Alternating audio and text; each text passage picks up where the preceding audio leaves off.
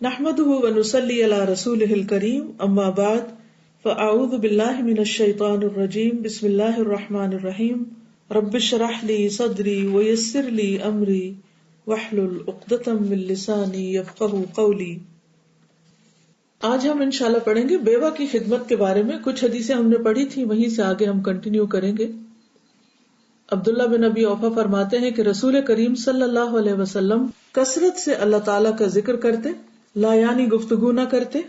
اب ہم اپنے آپ کا بھی جائزہ لیتے جائیں ساتھ ساتھ کہ ہماری باتوں میں زیادہ اللہ کا ذکر ہے یا لا یعنی بیکار قسم کی باتیں۔ نماز لمبی پڑھتے، خطبہ مختصر دیتے، یعنی وہاں بھی آپ دیکھیں عبادت زیادہ اور باتیں کم۔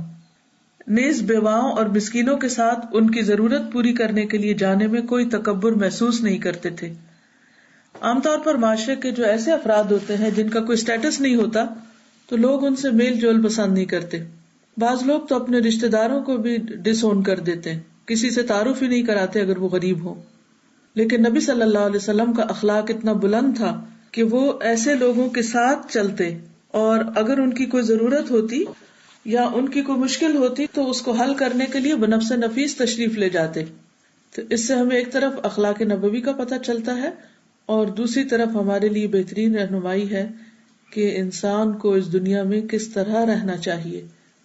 جو لوگ سوسائٹی میں مؤثر کردار ادا کر رہے ہوتے ہیں یا جن کا کوئی سٹیٹس ہوتا ہے، کوئی نام ہوتا ہے، ان کے ساتھ چلنے میں یا ان سے دوستی رکھنے میں تو ہر شخص خوشی محسوس کرتا ہے، لیکن اصل بات یہ ہے کہ انسان ان لوگوں کے ساتھ اٹھے بیٹھے، جیسا کہ وہ ایک حدیث سے ہمیں یہ بھی بتایا گیا کہ دل کی سختی کا یہ علاج ہے، اور ہم عموماً یہ شکایت بھی کرتے ہیں کہ دل سخت ہو گیا ہے، نمازوں کے اندر یا ویسے ذکر میں دل نہیں لگتا، تو بہت سے لوگ ٹوٹ کے پوچھتے رہتے ہیں کہ کس طرح خشوع بڑھایا جائے نماز میں، یا کس طرح ذکر کو اچھی طرح کیا جائے، کنسنٹریشن کیسے بڑھائی جائے۔ تو اس کی بھی بنیادی وجہ یہی ہے کہ ہم عموماً جب بہت گفتگو کرتے ہیں تو دل سخت ہوتا ہے، یا پھر ہم بہت ہنسی مذاق اور دنیا کی باتوں میں زیادہ پڑ جاتے ہیں تو پھر یہ خشوع خضوع وغیرہ سب کچھ اٹھ جاتا ہے۔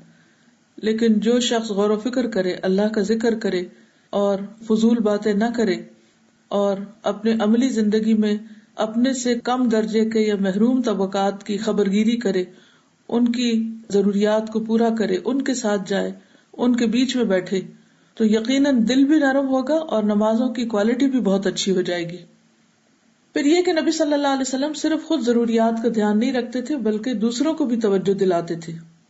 عبداللہ ابن عمرو رضی اللہ عنہ سے مروی ہے کہ رسول اللہ صلی اللہ علیہ وسلم سے کسی نے اونٹ کے پہلے بچے کی قربانی کے متعلق پوچھا تو نبی صلی اللہ علیہ وسلم نے فرمایا کہ یہ برحق ہے، یعنی جائز ہے، لیکن اگر تم اسے چھوڑ دو کہ وہ طاقتور ہو جائے اور 1-2 سال کا ہو جائے، پھر تم اسے کسی کو فی سبیل اللہ سواری کے لیے دے دو یا بیواؤں کو دے دو تو یہ زیادہ بہتر ہے، اس بات سے کہ تم اسے ذبح کرو جبکہ اس کا گوشت اس کے بالوں ہی سے لگا ہوا ہو، اور اپنے برتن کو تم اوندا کر ڈالو اور اپنی اونٹنی کو بے چین کر دو، یعنی گوشت کم ہو، سالن بھی تھوڑا سا ہو، اور اونٹنی جس کا وہ بچہ ہے وہ بھی دیکھ کے یا اس کو اپنے بچے کو نہ پا کے ایک طرح سے بے چین ہو جائے۔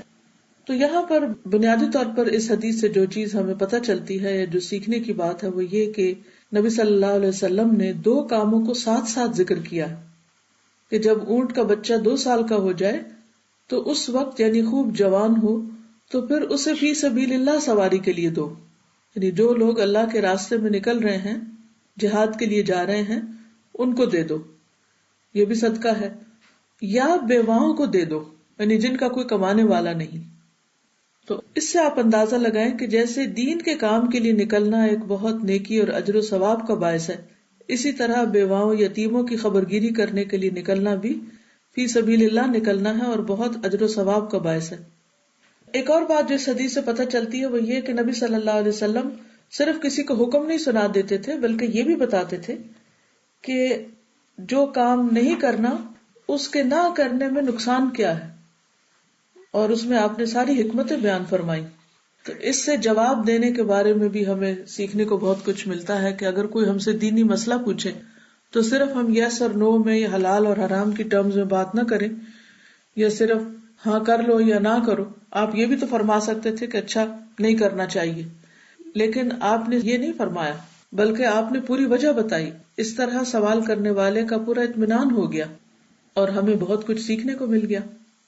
نبی صلی اللہ علیہ وسلم کے بعد جو آپ کے قریبی ساتھی جیسے حضرت ابو بکر رضی اللہ تعالیٰ عنہ ہیں، حضرت عمر رضی اللہ تعالیٰ عنہ، اگر آپ ان کی زندگیوں کا مطالعہ کریں تو وہاں بھی آپ دیکھیں گے کہ کس طرح آپ بیواؤں یتیموں کی خبرگیری کرتے تھے. ویسے حضرت ابو بکر کے بارے میں مشہور ہے کہ کس طرح وہ صبح سویرے اندھیرے میں جا کر ایک ایسی عورت کا جس کا کوئی آگے پیچھے نہیں تھا اور وہ اندھی بھی تھی، اس کے گھر میں جا کے اس کے جھونپڑی میں صفائی بھی کر دیتے اور پانی وغیرہ بھی رکھ دیتے اور اس کی ضروریات کا سامان بھی. اسی طرح کچھ یتیموں کی بکریوں کا دودھ دو دیا کرتے تھے. جب آپ خلیفہ بنے تو انہیں پریشانی ہوئی کہ اب آپ تو بڑے انسان بن گئے تو ہمارا کیا ہوگا، تو آپ نے کہا کہ نہیں، اب بھی میں تمہاری مدد کروں گا.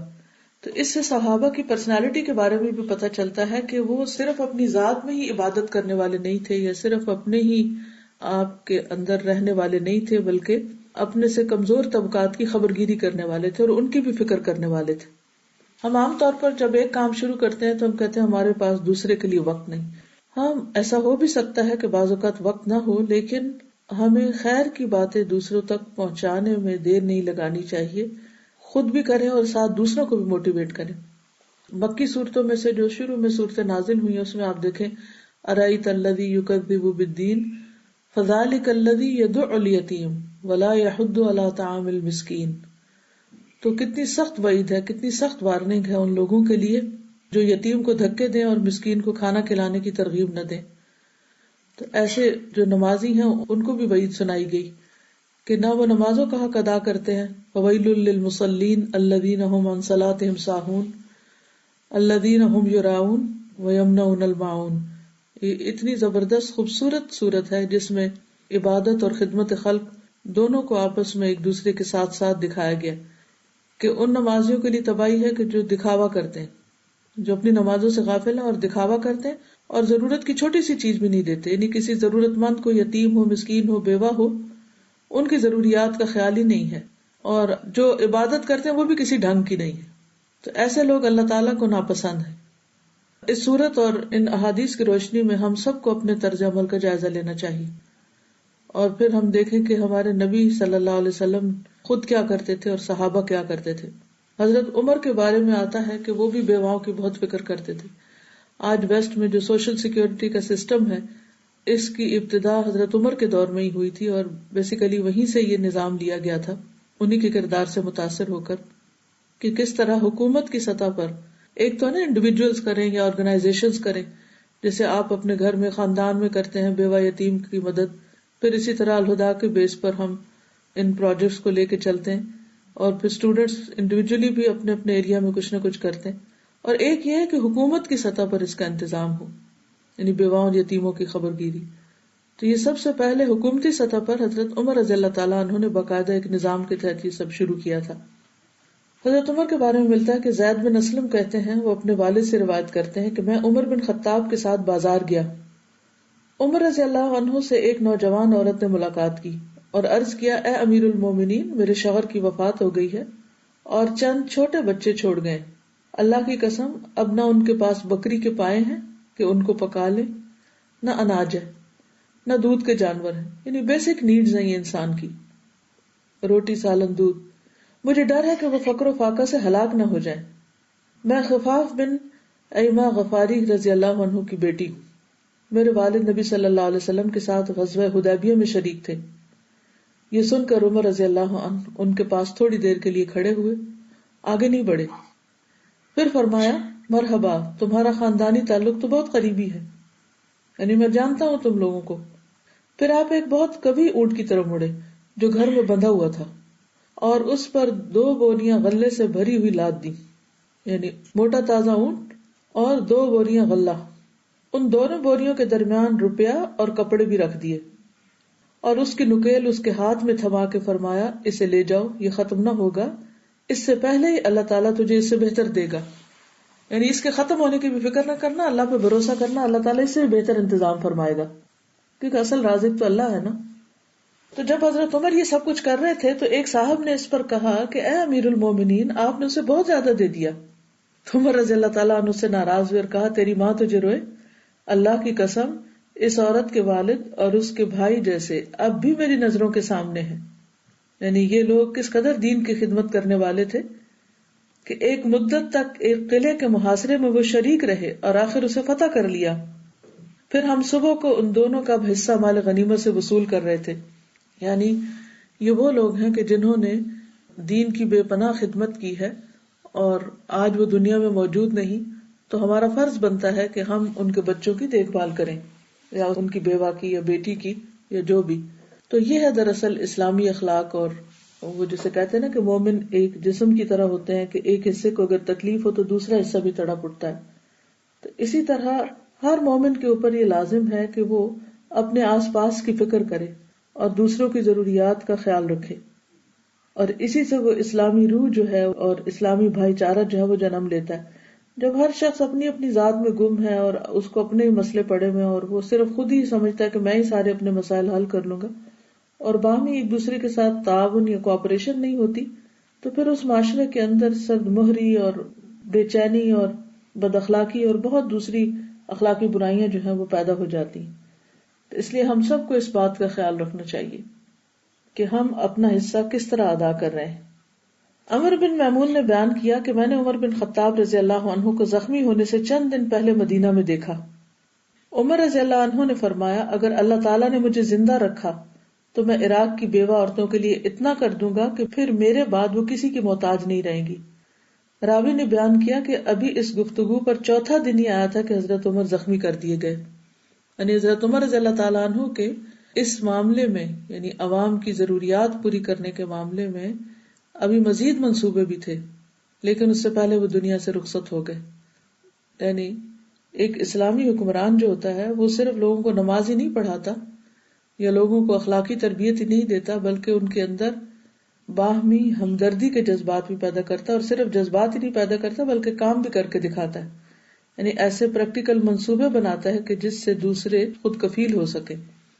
ہم سب کو انڈیویجول کیپیسٹی میں اور آرگنائزیشن کے لیول پر یہ سوچنا چاہیے کہ ہم ایسے کتنے منصوبے بنائے ہوئے ہیں اور کس طریقے سے وہ چل رہے ہیں، اور مزید کیا ہو سکتا ہے اگر ہم سب اپنے وقت کا یا مال کا یا ایفرٹ کا یا اپنی ذہنی صلاحیتوں کا تھوڑا سا بھی حصہ ڈالیں تو ایسے بہت سے کام کیے جا سکتے ہیں. لیکن افسوس یہ کہ ہم سب کے اندر ایک بد اعتمادی کی فضا ہے بحیثیت قوم کے. جو شخص بھی ایسا کوئی پروجیکٹ لے کے چلے تو عموماً اس کو بلیم کیا جاتا ہے کہ یہ تو شاید پیسہ کھانے کا کام کر رہا ہے، یہ پیسہ کھانے کا چکر ہے اور یہ ہونا کچھ نہیں. کیونکہ ایک عجیب سی مایوسی ہے قوم کے اندر، اس کو بھی دور کرنے کی ضرورت ہے. اور آپ جیسے لوگ جو قرآن پڑھے ہوئے ہوں اور امانت دار ہوں اور سیلف لیس ہو کر کام کریں، تو اگر آپ سب جتنے بھی اس وقت یہ سن رہے ہیں، یہ جو ہال میں بیٹھے ہوئے ہیں، آپ سب اپنا کچھ ہی حصہ اس کام میں ڈال دیں تو آپ دیکھیں گے کہ کتنے بے شمار گھرانوں کو فیض پہنچ سکتا ہے، کتنی عزتیں محفوظ ہو سکتی ہیں اور کتنے بچوں کا مستقبل برائٹ ہو سکتا ہے. لیکن یہ اسی صورت میں ممکن ہے کہ جب ہم ایک دوسرے کے ساتھ تعاون کرنے والے ہوں. اگر ہمارا آپس میں اتفاق اور محبت نہ ہو، ہم ایک دوسرے کی کیئر کرنے والے نہ ہو، تو باہر کے بیوہ یتیم کا کیا خیال کریں گے. اس کے بعد آتا ہے کہ بیوہ کا دوسرا نکاح. عام طور پر ہمارے معاشرے میں اس کو بھی بہت برا سمجھا جاتا ہے، لیکن ہمارا دین ہمیں اس کی طرف متوجہ کرتا ہے. قرآن مجید میں اللہ تعالیٰ فرماتے ہیں وَأَنكِحُوا الْأَيَامَ مِنكُمْ، اور اپنے میں سے بے نکاح مرد اور عورت کا نکاح کر دیا کرو. یعنی جن کی شادی نہیں ہوئی ان کی شادی کی فکر کیا کرو. یہ بھی اسلامی معاشرے کی ایک امتیازی خصوصیت ہے کہ جس طرح انسان کے لیے کھانا پینا ضروری ہے، اسی طرح شادی بیاہ بھی ایک اس کی ضرورت ہے جو اللہ نے اس کے اندر رکھی ہے. تو اس معاملے میں جو ہم سب کا فرض بنتا وہ یہ، پہلے خاندانوں کے اندر ایسا ہوتا بھی تھا کہ خاندان کے بڑے بزرگ یا رشتے دار اس چیز کی فکر کیا کرتے تھے کہ کون سی بچی ایسی ہے جس کی شادی نہیں ہوئی، یا لڑکا ایسا ہے جس نے شادی نہیں کی، تو وہ ان کو قائل کرتے رہتے. لیکن اب انڈیویجولزم کی وجہ سے اور ہر شخص اپنی زندگی کے فیصلے خود کرنا چاہتا ہے یا ایک بد اعتمادی کا شکار ہے، جس کی وجہ سے یہ سلسلہ بھی ختم ہوتا چلا جا رہا ہے. آپ سب کو شادی معلوم ہی ہو کہ الہدا کے اندر بھی میرج بیورو ہے، اور یہاں بھی اسی مقصد کے لیے اس کو بھی قائم کیا گیا تھا کہ یہ بھی ایک دین کی سنتوں کو پورا کرنے والا ایک کام ہے اور ایک عبادت ہے. لیکن افسوس یہ کہ ہمارے دنیاوی معیارات اتنے بلند ہو چکے ہیں کہ نیک دیندار رشتے ہوتے ہوئے بھی ہم صرف یہی دیکھتے رہتے ہیں کہ کون ہمارے دنیا کے معیار پہ پورا اترتا ہے، یا کون ہمارے خوابوں کا شہزادہ ہو سکتا ہے کہ جو ہمیں زمین سے آسمان پر لے جائے. تو obviously جب ایسی سوچ ہوگی تو پھر تو نیکی کا کام آگے نہیں ہو سکتا، آگے نہیں بڑھ سکتا. تو نبی صلی اللہ علیہ وسلم نے جن چیزوں سے بہت زیادہ ہمیں وارن کیا تھا وہ یہی ہے کہ میں تم پر فقر و فاقہ کا اندیشہ نہیں کرتا، مجھے اندیشہ ہے کہ دنیا تم پر وسیع ہو جائے گی اور پھر ایک دوسرے کی گردنیں تم مارنے لگو گے. تو بہرحال جو شخص نکاح کرے اور ایک عبادت سمجھ کر اور اللہ کا حکم سمجھ کر، اس کے لیے اللہ تعالیٰ کی مدد بھی آتی ہے. رسول اللہ صلی اللہ علیہ وسلم نے فرمایا 3 آدمیوں کی مدد کرنا اللہ تعالیٰ کے ذمہ ہے. ان میں سے ایک برائی سے بچنے کی نیت سے نکاح کرنے والا، یعنی اگر کوئی شخص اس بات سے ڈرتا ہو کہ وہ فتنے میں پڑ جائے گا، زنا کا ارتکاب کر بیٹھے گا، تو اس کے لیے تو فرض کے درجے میں ہے کہ وہ نکاح کرے. لیکن اب نکاح کرنے کا جب وقت آتا ہے تو پھر ہمارے بہت سے اور مطالبات جاگ اٹھتے ہیں، یا معیار اتنے بلند ہوتے ہیں کہ وہ فریضہ بھی پورا نہیں ہوتا. تو ان معیارات کو تھوڑا کم کرنے کی ضرورت ہے، کیونکہ رزق جو ہے وہ اللہ نے لکھا ہے جو وہ ضرور مل کر رہے گا. اصل میں جو دیکھنے کی چیز ہے وہ دوسرے کا ایمان اور اخلاق ہے. پھر نبی صلی اللہ علیہ وسلم کا خود بیوہ سے شادی کرنا. جب خدیجہ رضی اللہ تعالیٰ عنہا فوت ہو گئی تو خولہ بنت حکیم جو عثمان بن مظعون کی اہلیہ تھی، نبی صلی اللہ علیہ وسلم کی خدمت میں حاضر ہوئی. کہنے لگی یا رسول اللہ صلی اللہ علیہ وسلم، آپ نکاح کیوں نہیں کر لیتے؟ نبی صلی اللہ علیہ وسلم نے فرمایا کس سے؟ انہوں نے عرض کیا اگر آپ چاہیں تو کنواری لڑکی بھی موجود ہے اور شوہر دیدہ بھی موجود ہے. نبی صلی اللہ علیہ وسلم نے پوچھا کنواری لڑکی کون ہے؟ انہوں نے عرض کیا کہ اللہ کی مخلوق میں آپ کو سب سے زیادہ محبوب آدمی کی بیٹی، یعنی عائشہ بنت ابی بکر. نبی صلی اللہ علیہ وسلم نے پوچھا شوہر دیدہ کون ہے؟ انہوں نے عرض کیا سودا بنت زمعہ، جو آپ پر ایمان رکھتی ہے اور آپ کی شریعت کی پیروی کرتی ہے. تو نبی صلی اللہ علیہ وسلم نے فرمایا جاؤ اور دونوں کے ہاں میرا تذکرہ کر دو، یعنی رشتہ ڈال دو. تو اس میں ایامہ جو ہے وہ مرد بھی ہوتے ہیں اور عورتیں بھی، یعنی جہاں بیوہ عورت کا نکاح کرنا ہوتا ہے وہاں اگر کسی مرد کی بیوی فوت ہو جائے تو اس کا بھی دوسرا نکاح کرنا کوئی معیوب بات نہیں ہے. عموماً ہمارے ہاں بچے آڑے آ جاتے ہیں اور خاندان کے لوگ، اور اس مرد کو برا بھلا کہنے لگتے ہیں، بے وفا کہنے لگتے ہیں کہ اس کو تو بیوی کے جانے کا غم ہی نہیں. اور یہ سب ایسی باتیں ہیں جو دینی اعتبار سے درست نہیں ہے، یہ ہمارے کلچر کا نتیجہ ہے یا کلچر کی پیداوار ہے. تو اس میں آپ دیکھیں کہ انسان کو پریکٹیکل ہو کر دیکھنا چاہیے، نہ کہ صرف اپنے تصوراتی اور خیالاتی زندگی بسر کرنے کی سوچ. حضرت انس بیان کرتے ہیں کہ جب ابو سلمہ کی وفات کا وقت قریب آیا تو ان کی بیوی ام سلمہ نے کہا آپ مجھے کس کے سپرد کر کے جا رہے ہیں، یعنی اب مجھے کون لک آفٹر کرے گا؟ انہوں نے کہا، یعنی شوہر نے کہا ابو سلمہ نے، اے اللہ بے شک تو ام سلمہ کے حق میں ابو سلمہ سے بہتر ہے، یعنی میں دنیا سے جا رہا ہوں لیکن میرا رب موجود ہے اور وہ میری بیوی کی حفاظت کرے گا یا اس کی ضرورت پوری کرے گا. تو جب وہ فوت ہو گئے تو رسول اللہ صلی اللہ علیہ وسلم نے ام سلمہ کو نکاح کا پیغام بھیجا. تو انہوں نے جواباً کہا کہ میری عمر زیادہ ہو گئی ہے. آپ نے فرمایا میں تم سے بڑا ہوں، یعنی تمہاری عمر زیادہ ہے تو میری بھی زیادہ ہے.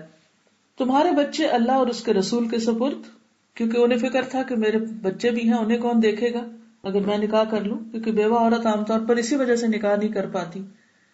اور رہا مسئلہ غیرہ کا یا ناگواری کا تو مجھے امید ہے کہ اللہ اسے ختم کر دے گا. انہوں نے کہا کہ میں کیسی عورت ہوں کہ جو صاحب غیرت ہے، یعنی سوکنوں کے ساتھ رہنا مشکل ہے. تو فرمایا کہ اسے اللہ تعالیٰ دور کر دے گا. بالآخر رسول اللہ صلی اللہ علیہ وسلم نے ان سے شادی کر لی اور ان کی طرف 2 چکیاں اور پانی کا ایک گھڑا بھیجا، یعنی ان کی ضروریات پوری کرنے کے لیے.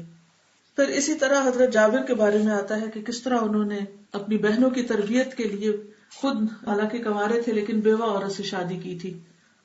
تو نبی صلی اللہ علیہ وسلم نے ان سے کہا بھی تھا کہ تم نے کسی کنواری سے کیوں نہیں کی؟ تو انہوں نے کہا کہ میرے والد شہید ہو گئے. آپ کو معلوم ہے نا کہ جابر کے والد عبداللہ جو تھے وہ شہید ہو گئے تھے جنگ احد میں، کہ میرے والد شہید ہوئے تو اپنے پیچھے کئی چھوٹی بچیاں چھوڑ گئے. تو میں نے بیوہ عورت سے شادی کی ہے تاکہ انہیں تعلیم دے اور ادب سکھاتی رہے، یعنی ان کے لیے ماں کا کام کرے، میچور ہوگی. تو اس سے بھی آپ دیکھ سکتے ہیں کہ اگرچہ نبی صلی اللہ علیہ وسلم نے ان کو یہ مشورہ دیا لیکن اس کے باوجود صرف اپنی ذات کی ضرورت نہیں بلکہ اپنی خاندانی ضرورت جو تھی اس کو سامنے رکھ کر انہوں نے خود کنوارے ہوتے ہوئے بھی ایک بیوہ عورت سے نکاح کو ترجیح دی. لیکن اگر آج سوچیں تو کوئی ہم سو کارڈ مسلم معاشرے میں ہمارے ہاں ایسا سوچ بھی نہیں سکتا. اور اگر کوئی ایسا کر ہی لے تو سارے لوگ اس کے پیچھے پڑ جاتے ہیں. پھر اسی طرح یہ ہے کہ صحابہ میں سے اگر کسی کی بیٹی بیوہ ہو جاتی تو عدت ختم ہونے کے بعد وہ خود دوسروں کو یعنی مردوں کو آفر کر دیتے تھے کہ تم میری بیٹی سے نکاح کر سکتے ہو. تو حضرت حفصہ جب بیوہ ہوئی اور ان کے شوہر خنیس بن حذافہ سہمی جو رسول اللہ صلی اللہ علیہ وسلم کے صحابی تھے وہ مدینہ میں انتقال کر گئے، تو حضرت عمر کہتے ہیں کہ میں عثمان رضی اللہ تعالیٰ عنہ سے ملا اور حفصہ کا ذکر کیا اور ان سے کہا کہ اگر تم کہو تو میں ان کا نکاح تمہارے ساتھ کر دوں. عثمان رضی اللہ عنہ نے کہا میں غور کر کے جواب دوں گا. یعنی اب آپ دیکھیے کہ حضرت عمر جو ہیں وہ خود حضرت عثمان کو اپنی بیٹی سے نکاح کرنے کے لیے کہہ رہے ہیں کہ میری بیٹی سے شادی کر لو. اگر آج ہمارے یہاں کوئی کہے تو کہیں کتنا بے غیرت ہے، تو صحابہ سے بڑھ کے غیرت والا کون ہو سکتا ہے، لیکن وہ بہت ہی پریکٹیکل لوگ تھے. تو حضرت عثمان نے کہا میں غور کر کے جواب دوں گا. تو کہتے میں کئی دن ٹھہرا رہا، پھر جب ملا تو کہنے لگا کہ مناسب یہ معلوم ہوتا ہے کہ ابھی میں دوسرا نکاح نہ کروں، یعنی حضرت عثمان نے کہا. پھر کہتے کہ پھر میں ابو بکر سے ملا اور ان سے کہا اگر آپ کہیں تو میں حفصہ کا نکاح آپ کے ساتھ کر دوں، تو وہ بھی خاموش ہو گئے، جواب نہیں دیا. تو کہتے ہیں کہ حضرت ابو بکر کے اس طرز عمل سے اور بھی زیادہ رنج ہوا، یعنی حضرت عثمان کے انکار سے زیادہ ہوا. میں کئی راتیں خاموش رہا کہ اتنے میں رسول اللہ صلی اللہ علیہ وسلم نے اپنے لیے حضرت حفصہ کا پیغام بھیجا، تو میں نے فوراً ان کا نکاح آپ سے کر دیا. اس کے بعد ابو بکر مجھ سے کہنے لگے کہ شاید تم کو میرا جواب نہ دینا ناگوار ہوا ہوگا. میں نے کہا بے شک مجھے رنج ہوا تھا. ابو بکر رضی اللہ عنہ نے فرمایا بات یہ ہے کہ میں نے تم کو اس وجہ سے جواب نہ دیا تھا کہ رسول اللہ صلی اللہ علیہ وسلم نے مجھ سے حفصہ کا ذکر کیا تھا اور میں رسول اللہ صلی اللہ علیہ وسلم کا راز فاش نہیں کرنا چاہتا تھا. ہاں اگر آپ حفصہ رضی اللہ عنہ سے نکاح کا ارادہ ترک کر دیتے تو میں ان سے نکاح کر لیتا. تو اس میں آپ دیکھیں کہ کتنی سمپل لائف تھی اور ان چیزوں کو انہوں نے انا کا مسئلہ نہیں بنایا. اور دوسری طرف یہ بھی نظر آتا ہے کہ کس طرح نبی صلی اللہ علیہ وسلم کے راز کو انہوں نے راز رکھا، کیونکہ آپ نے حضرت حفصہ کا ذکر کیا تھا ان کے بیوہ ہونے پر، تو انہوں نے اس چیز کو قریبی ساتھی کو بھی نہیں بتایا، یعنی کس طرح راز رکھا. یہ بھی ہمارے لیے ایک بہت بڑی سیکھنے کی بات ہے. پھر یہاں یہ بھی یاد رکھا جائے کہ بیوہ کا نکاح کرنے کا مطلب یہ نہیں کہ بس وہ خود ہی باپ اپنی مرضی سے اس کی شادی کر دے، بلکہ اس سے نکاح کے اجازت لینا ضروری ہے. قرآن مجید میں اللہ تعالیٰ فرماتے ہیں یا ایھا الذین آمنوا لا یحل لکم ان ترثوا النساء کرہا، اے مومنو تمہارے لیے جائز نہیں کہ عورتوں کو ترکے کا مال سمجھ کر زبردستی ان پہ قبضہ جما لو، یعنی اپنی مرضی سے ان کے ساتھ جو چاہو سلوک کرو، تو یہ جائز نہیں ہے. جاہلیت کے زمانے میں یہ دستور ہوتا تھا کہ جب کوئی مر جاتا تو اس کے وارث اس کی بیوی کے بھی حقدار بن جاتے. اب ان کا اختیار ہوتا، چاہتے تو خود اس سے نکاح کرتے خواہ وہ راضی نہ بھی ہوتی، چاہتے تو کسی دوسرے سے اپنی مرضی پر اس کا نکاح کرا دیتے، چاہتے تو کسی سے نکاح نہ کرنے دیتے، یعنی چاہتے خود کر لیتے، چاہے کسی اور سے کر دیتے، چاہے کرنے ہی نہ دیتے.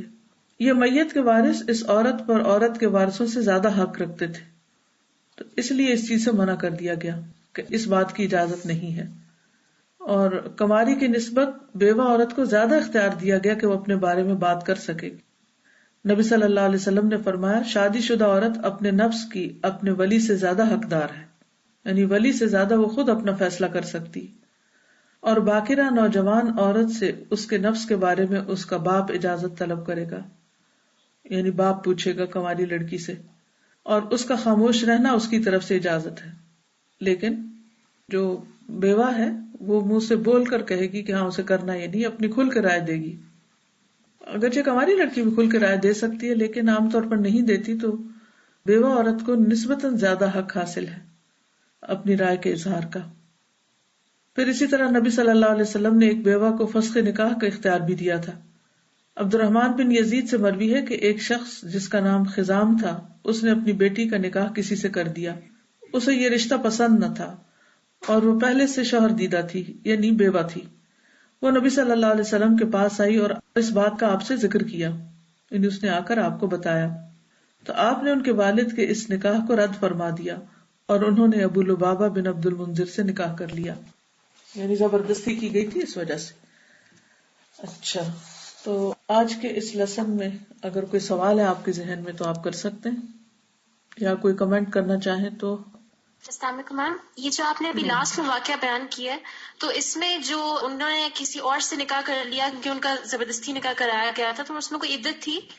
یہاں اصل میں عدت کا واقعہ نہیں بیان ہو رہا، عدت تو ہوتی ہے، جس طرح زبردستی نکاح انہوں نے اس کو بہت برا قرار دیا، تو اسی طرح یہ کنواری کے اوپر بھی لاگو ہوتا ہے۔ ظاہر ہے یہ تو زبردستی نکاح تو نہیں کیا جا سکتا، لیکن اگر زبردستی کر دیا گیا تو نکاح تو ہو جاتا ہے، پھر اس کو فسخ کیا جاتا ہے، یعنی کورٹ میں جاتے ہیں۔ یعنی یہ نہیں کہ زبردستی نکاح کر دیا جائے تو لڑکی کہ میں مانتی نہیں اور میں اب جہاں مرضی کروں، ایسا نہیں ہوتا۔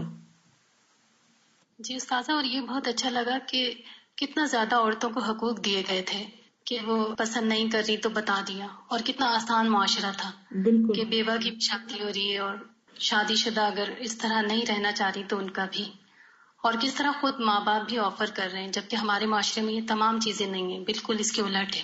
اسی لیے تو مسائل اتنے زیادہ ہے، نکاح مشکل کر دیا گیا، زنا آسان کر دیا گیا، حرام عام ہوتا چلا جا رہا ہے، اور حلال جو ہے اس کے لیے بے پناہ رکاوٹیں ڈال دی گئی۔ سادہ آپ نے کہا تھا کہ زیادہ گفتگو کرنے سے دل سخت ہو جاتا ہے۔ جی، لا یعنی بیکار گفتگو، یعنی انسان صرف ادھر ادھر کی باتیں کرتا رہے۔ دل کو سافٹ کیسے کر سکتے ہیں پھر دوبارہ؟ دل کو صاف کر سکتے ہیں غریبوں یتیموں کی مدد کر کے، اور ایسے لوگوں کے پاس جو دنیا میں ہم سے زیادہ انڈر پریویلیجڈ ہیں۔ یہ دل کی نرمی کی بات انہوں نے کی نا، تو میں ایک آرٹیکل ہے جاوید چودھری کا، وہ میں آپ کو سناتی ہوں، اس سے آپ اپنے لیے کوئی راستہ بنا سکتے ہیں۔ پہلے بھی بات ہوئی تھی ہاسپٹلس کی ٹیمز بنانے کا اور مختلف جگہوں پہ لے جانے کا، تو انشاءاللہ اگر ایسے کوئی اسٹرکچرڈ پروگرام بن جائیں ہر ٹرم کے اندر یا ہر سال میں کچھ جگہوں پر تمام طالبات ایک دفعہ وزٹ کریں، یعنی ہم اکٹھا ایک دفعہ ٹرپ لے جاتے ہیں، اس کی بجائے اگر ایک ہی گروپ کا، یا اگر اکٹھے بھی جانا ہے تو تمام طالبات کے گروپس مختلف ہاسپٹلس میں یا مختلف جگہوں پہ بھیجے جا سکتے ہیں، لیکن اس کے لیے آبویسلی پلاننگ زیادہ کرنی ہوگی، ایگزیکیوشن میں شاید اتنا ٹائم نہ لگے، لیکن کتنے مثلا 10 گروپ ہیں تو 10 ہاسپٹل منتخب کیے جائیں، 10 ذمہ دار موجود ہوں جو ان کو لے کر جائیں، پھر پوری طرح پہلے ٹریننگ دی جائے، دیکھا جائے کہ وہاں جا کے کرنا کیا ہے، اور پھر واپس آ کر باقاعدہ رپورٹ لکھی جائے، ڈسکس کیا جائے کہ کیا کیا سیکھ کر آئے ہیں، تاکہ یہ بچیاں جب یہاں سے فارغ ہوں اور گھروں کو جائیں تو اپنے گھر محلے گلی کی ایسی اور مزید بچیوں کو ساتھ شامل کر کے یتیم خانوں یا ایسے ہومز یا ایسی جگہوں پر جا کر انسان خدمت خلق کرے۔ یعنی مسکین کے ساتھ بیٹھ کے کھانا کھانا، یتیم کے سر پہ ہاتھ رکھنا، بیوہ کے لیے دوڑ دھوپ کرنا، یہ وہ چیزیں ہیں جس سے دل نرم ہوتے ہیں۔ تو اگر آپ چاہیں تو میں پہلے یہ آرٹیکل پڑھتی ہوں، اس کے بعد آگے چلتے ہیں۔ یہ لکھتے ہیں کہ دنیا میں 3 جگہیں ایسی ہیں جہاں آپ زندگی کی اصل حقیقت جان سکتے ہیں۔ ہم کیا ہیں، ہماری اوقات کیا ہے، ہماری حسرتوں، ہماری خواہشوں اور ہماری سماجی، معاشرتی اور معاشی ترقی کی حیثیت کیا ہے، اور ہماری نفرتوں، ہماری رقابتوں اور ہمارے دشمنوں کی اصل حقیقت کیا ہے۔ آپ مہینے میں 1 بار ان جگہوں کو وزٹ کر لیا کریں، یہ تو سجیسٹ کریں مہینے میں 1 بار۔ آپ کو اپنے ظاہر اور باطن دونوں کی اوقات سمجھ آ جائے گی کہ آپ کون ہیں، اپنی حقیقت پتہ چل جائے گی۔ وہ کہتے ہیں کہ میں اکثر ان جگہوں پر جاتا ہوں اور کسی کونے میں چپ چاپ بیٹھ کر زندگی کی اصل حیثیت دیکھتا ہوں، اور پھر پوری طرح چارج ہو کر واپس آتا ہوں۔ یہ 3 جگہیں قبرستان، ہسپتال اور جیل ہیں۔ اگر آپ چاہیں تو اس میں یتیم خانہ بھی شامل کر لیں۔ آپ کبھی اپنا سب سے قیمتی سوٹ پہنیں، شیو کریں، جسم پر خوشبو لگائیں، جوتے پالے سے چمکائیں۔ یہ کسی کا آرٹیکل پڑھ نہیں اس لیے شیو کریں انہوں نے لکھا ہے، یہ میری طرف سے نہیں ہے۔ اپنی سب سے مہنگی گاڑی نکالیں اور شہر کے سب سے بڑے قبرستان میں چلے جائیں۔ آپ ایک کونے سے دوسرے کونے تک کتبے پڑھنا شروع کر دیں۔ آپ تمام قبروں کا سٹیٹس دیکھیں۔ آپ کو محسوس ہوگا ان قبروں میں سوئے ہوئے زیادہ تر لوگ سٹیٹس کے لحاظ سے آپ سے کہیں آگے تھے۔ یہ لوگ آپ سے زیادہ مہنگے سوٹ پہنتے تھے، دن میں 2 بار شیو کرتے، ان کے پاس زیادہ مہنگی پرفیومز تھی، یہ اٹالین جوتے خریدتے تھے، ان کے پاس آپ سے زیادہ مہنگی اور لگژری گاڑیاں تھیں، لیکن آج یہ مٹی میں مل کر مٹی ہو چکے ہیں اور قبر کا کتبہ ان کی واحد شناخت رہ گیا ہے۔ آپ کو محسوس ہوگا یہ لوگ رتبے، اختیار اور تکبر میں بھی آپ سے بہت آگے تھے۔ مکھیاں بھی ان کے ناک پر بیٹھنے سے پہلے 100 بار سوچتی، ہوائیں بھی ان کے قریب پہنچ کر محتاط ہو جاتی، اور یہ کبھی اس زمین، اس ملک اور اس سسٹم کے لیے ناگزیر سمجھے جاتے تھے۔ لیکن پھر کیا ہوا؟ ایک سانس ان کے پھیپھڑوں سے باہر نکلی اور واپس جانے کا راستہ بھول گئی، اور اس کے بعد یہ لوگ دوسروں کے کندھوں پر سفر کرتے ہوئے یہاں پہنچے اور زندگی انہیں فراموش کر کے واپس لوٹ گئی، اور اب ان کا مرتبہ، ان کے اختیارات، ان کا تکبر اور ان کی ناگزیریت 2 فٹ کے کتبے میں سمٹ کر رہ گئی. یعنی ساری زندگی کی داستان وہ اس کتبے میں لکھی ہوئی ہے. آپ قبرستان کی شکستہ قبر کے سرہانے بیٹھ جائیں، یعنی ٹوٹی ہوئی قبر کے سرہانے بیٹھ جائیں، اپنے ارد گرد پھیلی قبروں پہ نظر ڈالیں اور اپنے آپ سے سوال پوچھیں، میرے پاس کتنا وقت باقی؟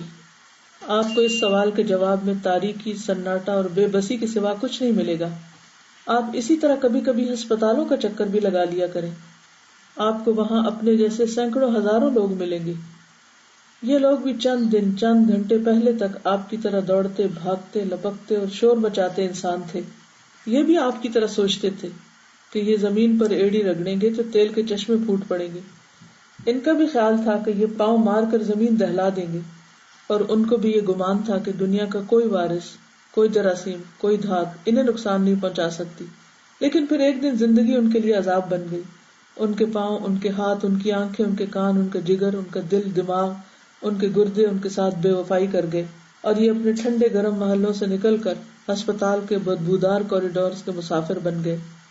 آپ مہنگے پرائیویٹ ہسپتالوں کا چکر ضرور لگایا کریں. آپ کو وہاں وہ لوگ ملیں گے جو مہنگے سے مہنگا ڈاکٹر اور قیمتی سے قیمتی ترین دوائی خرید سکتے ہیں، لیکن اس کے باوجود یہ بے بسی کے عالم میں ہسپتالوں میں پڑے ہیں. کیوں؟ کیونکہ انسان ڈاکٹر اور دوا تو خرید سکتا ہے لیکن شفا نہیں، اور یہ لوگ قدرت کے اس قانون کے قیدی بن کر ہسپتالوں میں پڑے ہیں. آپ مریضوں کو دیکھیں، پھر اپنے آپ کو دیکھیں، اللہ کا شکر ادا کریں اور صحت کی اس مہلت کو مثبت طریقے سے استعمال کریں. آپ جیلوں کا چکر بھی لگایا کریں. آپ کو وہاں ایسے سینکڑوں ہزاروں لوگ ملیں گے جو کبھی آپ کی طرح آزاد پھرتے تھے. یہ رات کے 3 بجے کافی پینے نکل جاتے تھے. یہ سردیوں کی یک ٹھنڈی راتیں اپنے نرم اور گرم بستر پر گزارتے تھے.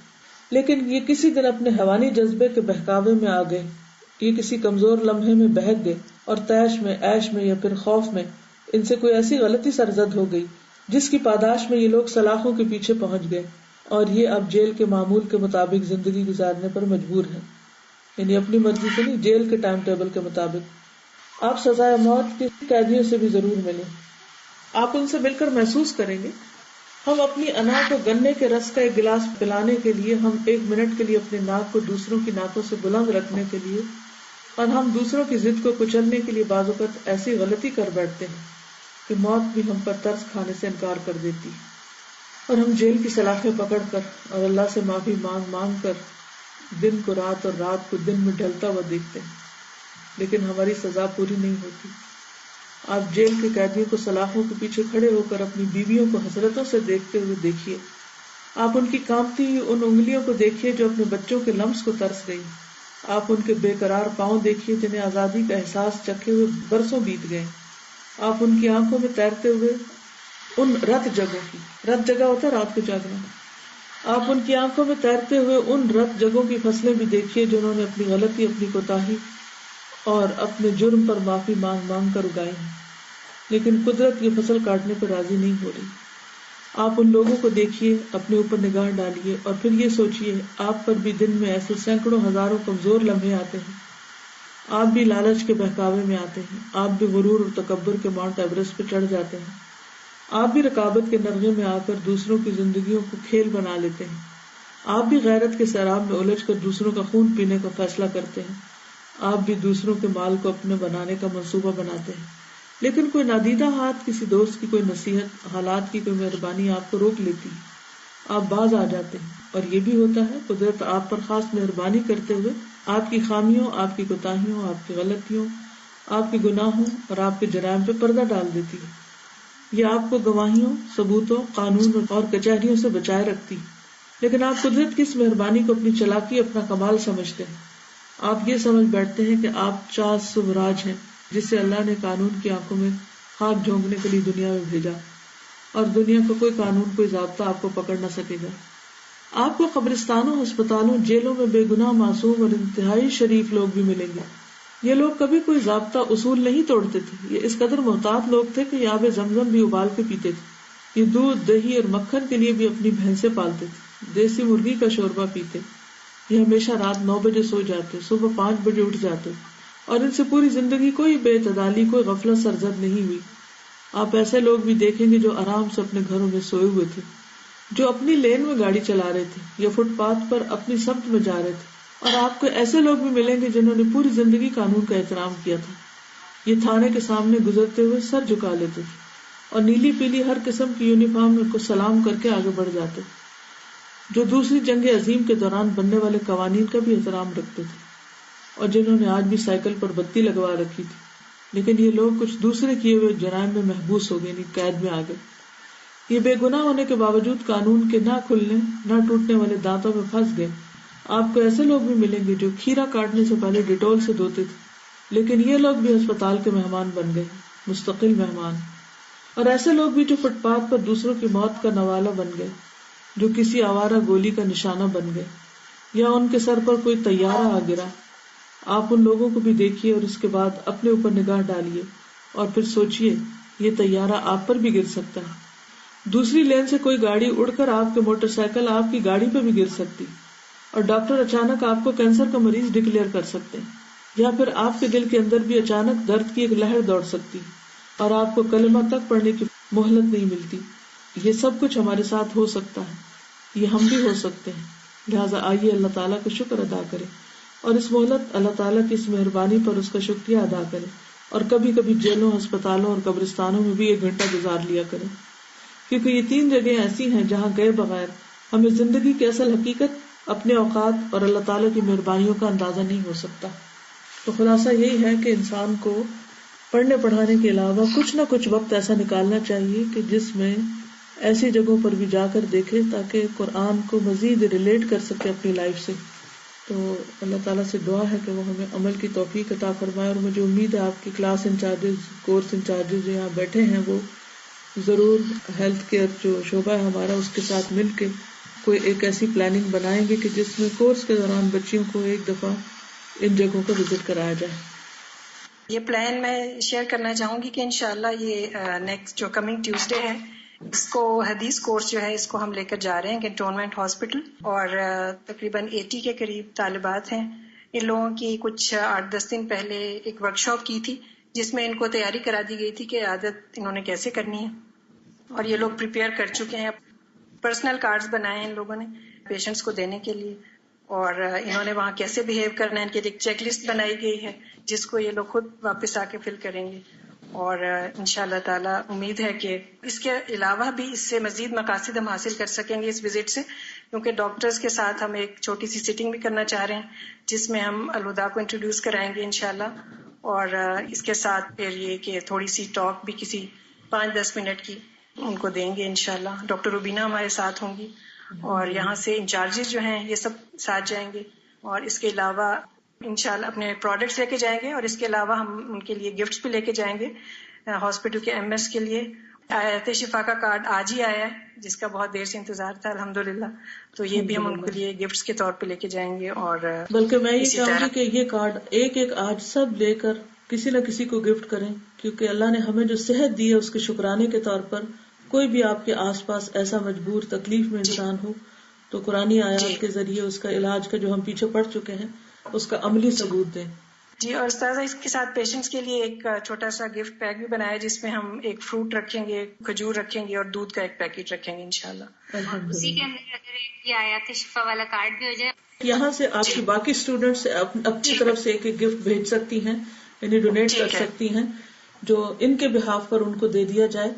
یہ بھی میں نے دیکھا کہ لوگوں کو پڑھنا نہیں آتا تو جب آپ وہاں جائیں تو انہیں کہیں کہ آپ خود پڑھیں یا کوئی آپ کو پڑھ کے سنائے، تو اس سے انشاءاللہ تعالی ان کو مزید فائدہ ہوگا تاکہ ان کے کارڈ ضائع نہ ہوں.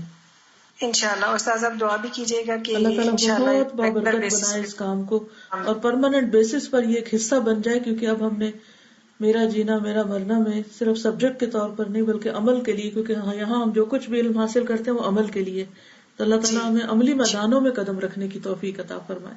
اور واپس آ کر ان بچیوں کے ساتھ ایک سیشن اور رکھیں اور سب کے مشورے لیں اور آئندہ کے لیے پھر اس کی روشنی میں پلاننگ کریں. استاذہ ڈاکٹر فردوس کی ظاہر ہے یہ ٹیم لیڈ ہیں، تو یہاں پہ موجود جتنے بھی لوگ ہیں وہ کسی بھی ایسی جگہ پہ یعنی کوئی کلینک ہو یا کوئی ہاسپٹل ہو جہاں پہ یعنی ایکسس کر سکیں، ہمارے اسٹوڈینٹس جا کے وزٹ کر سکیں، اس کے بارے میں بھی ڈیٹیل شیئر کر لیں تو انشاءاللہ پھر گروپ بائی گروپ جا سکتے ہیں وہاں. بہت اچھا ہے. اور اگر کوئی جیل کا طرف کوئی جان پہچان والا ہو تو ایک ٹرپ وہاں کا ہو سکتا ہے. اور اسی طرح قبرستان کا اگر اندر نہ بھی جا سکے تو اوپر کھڑے ہو کر ہمارے ہاسٹل کی دیوار سے بھی کافی چیزیں نظر آتی ہیں. تو ایک تو ہے کہ صرف ایک شغل کے طور پر وہ دیکھو کیا یہ دیکھو، نہیں، پورا اس کا ایک پلاننگ کے تحت کہ کیا دیکھنا ہے اور کس طرح دیکھنا ہے، اور پھر دیکھنے کے بعد بچیوں سے پوچھا جائے کہ انہوں نے کیا محسوس کیا. اور یہ بھی اگر کورسز کے جو ڈاکیومنٹس ہیں ان کے اندر لکھ لیا جائے تاکہ یہ نہ اس دفعہ ہم کریں اور اگلی دفعہ پھر بھول چکے ہوں.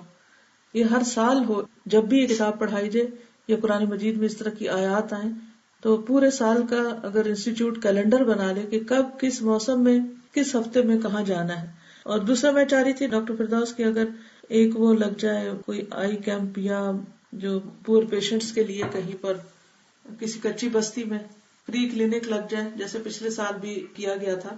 تو اگر مہینے میں ایک ایسی آؤٹ ڈور ایکٹیویٹی بھی ہوتی رہے سال بھر تو آپ لوگ اپنا ایک پلانر بنا لیں حسب ضرورت، اور انسٹیٹیوٹ کے ساتھ بھی مل کر ایک باہم مشورے مشاورت سے، اور ٹریننگ ڈپارٹمنٹ پھر آگے ٹریننگ دینے والا ہو تو انشاءاللہ منظم طریقے سے کام ہوگا تو زیادہ فائدہ ہوگا. اوکے، سبحانک اللہم و بحمدک، اشہد ان لا الہ الا انت، استغفرک و اتوب الیک. السلام علیکم و رحمۃ اللہ وبرکاتہ. وعلیکم السلام ورحمۃ اللہ وبرکاتہ.